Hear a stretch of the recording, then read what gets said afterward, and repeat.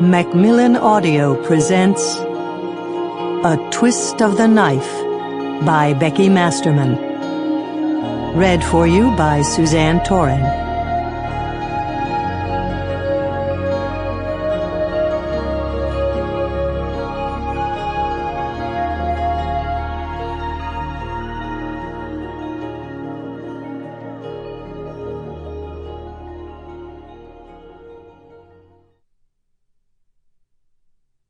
Revenge, revenge, see the Furies arise.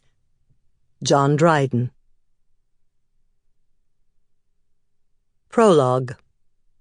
January 25th, 1980, midnight. The first execution I attended wasn't by lethal injection, but by Old Sparky. That's what they affectionately call the electric chair at Rayford Penitentiary in the northeast part of Florida.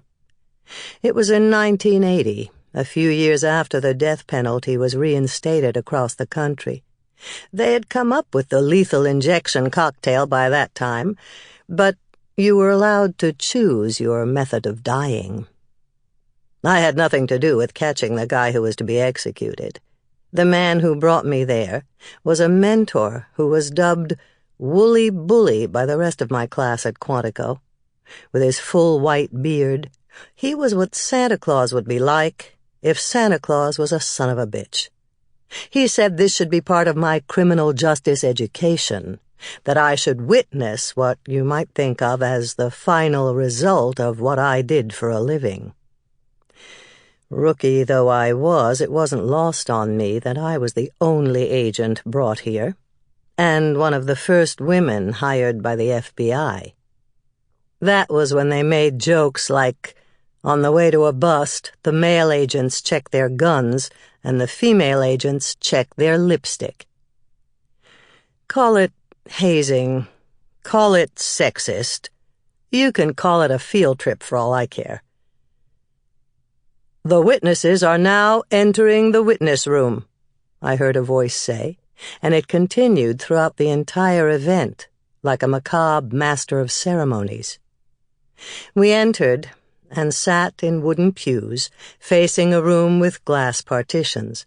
Beyond the glass was a sturdy wooden chair, straps dangling from the arms, and straps hooked to the front legs. A metal cap was suspended like a halo over all. 2 journalists were there as well.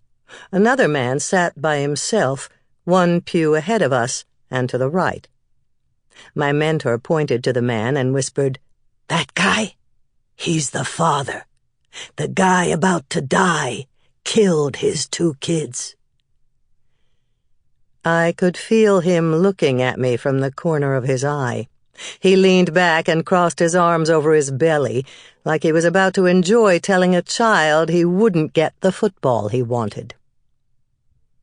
He had already explained to me how 3 executioners would be standing in a room off the execution chamber, each tasked to press a button that would deliver 2,000 volts of current for 3 seconds, 1,000 volts for 7 seconds, and 250 volts for 15 seconds. The mechanism was set to deliver the current randomly from only one of the buttons.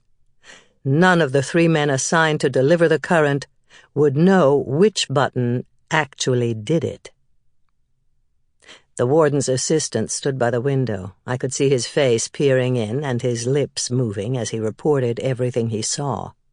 His job was to stay on the phone with the commissioner, to report what was happening and to be alerted should there be a last-second stay of execution.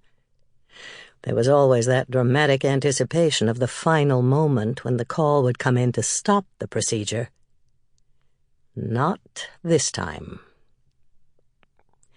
The commentary, delivered in a sober yet matter-of-fact tone, diffused the drama of the scene as much as it could, as if the actors wanted to convince the audience that the play was not real. Sample complete. Ready to continue?